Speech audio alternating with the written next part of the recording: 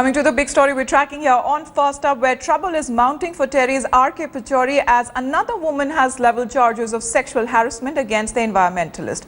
The woman, who is also a TERI employee in the year 2003, alleged that she had to quit her job because of Pachauri's alleged sexual harassment. In a statement, she said that Pachauri made sexually loaded remarks at her, forcibly kissed her and offered her a massage as well when she was ill. The woman also said that despite the complaint and 3 follow-ups from her counsel, Vrinda Grover, in the year 2015, the police hasn't taken any action on her complaint till now. But the police has said that her lawyer did not provide enough details for the police to record her statement.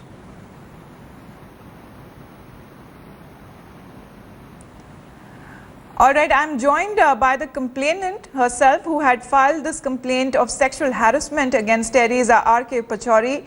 Thank you for speaking to us. Can you give us more details how Dr. Pachauri misbehaved with you? Well, my complaint is in a way very similar to the first complainant, which is that over a period of time when I worked there, Mr. Pachauri would make remarks that were, sexually offensive or loaded, call me to the room on the pretext of work when there wasn't any, ask me to accompany him for meetings for which I really wasn't needed, and of course one realized it only when one reached the venue. Also called me during the weekends, gave me a nickname, stuff like that. So in your complaint, you have mentioned that Dr. Pachauri tried to kiss you forcibly and offered to give you a massage when you were unwell. Tell us specifically how these things took place and how did you find out that he is acting in a manner that a boss shouldn't have? I think that's very obvious. Giving out details sort of makes it salacious, and that's not what I want this case to be. It's a very serious one. The details are all in the media statement, but yeah, he would try to hug, place his hand, on your shoulder, pass comments about your hair, about what you were wearing, ask about your personal life, call at odd times on a Sunday. Ask you out for a drink, things like that. So, please tell me what made you make file this complaint against Dr. Pachauri? What are you expecting? Because you've seen in the first case, nothing has come out as of now. Apart from little embarrassment, nothing has happened to Dr. Pachauri. In fact, he's got a promotion. Well, I want to place on record that I had complained against Mr. Pachauri when I worked there, which was several years ago. I had gone up to a very senior member of the management, of the TERI management, to report his behavior. My complaint was sort of put aside. He smiled at me and said, your interpretation is wrong. He's not that kind of person. I think you're getting it wrong. You'd rather concentrate on work, etc. So that was the first time I complained.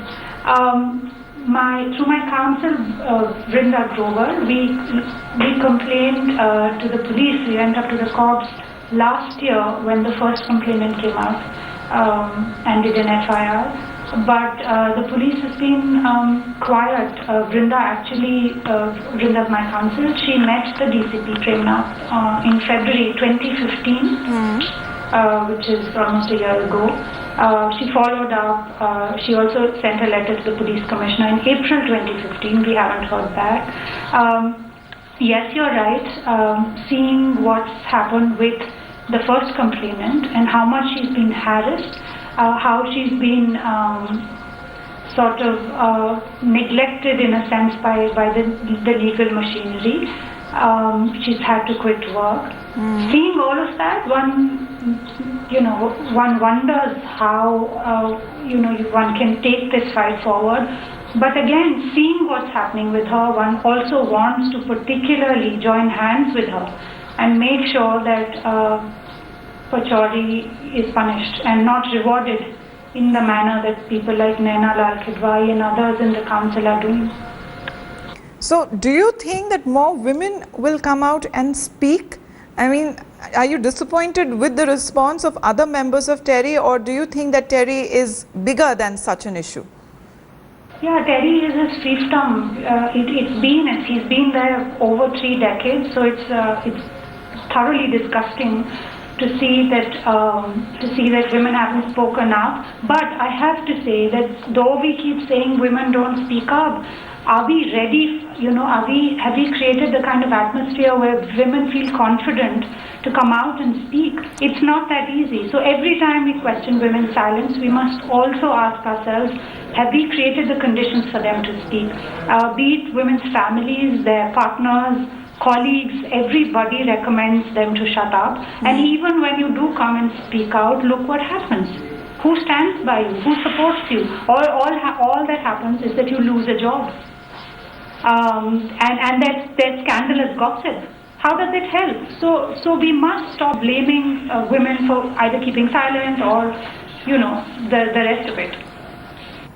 All right, many thanks for speaking to us. That was the second complainant who had filed a complaint of sexual harassment against TERI's Dr. R.K. Pachauri. And just yes. Congress President Sonia Gandhi has written to the Siachen hero's wife, saluting his endurance and willpower to serve the nation. She has added that Lance Nayak Hanumantappa has fought against the most challenging... Hello and welcome to another episode of Gadgets and Gizmos. My name is Gaurav Prethi, and what's new? Well, we are in KL, Malaysia. It's a beautiful place where you find the tallest of the buildings, beautiful restaurants, clean roads and no cows. I wonder where...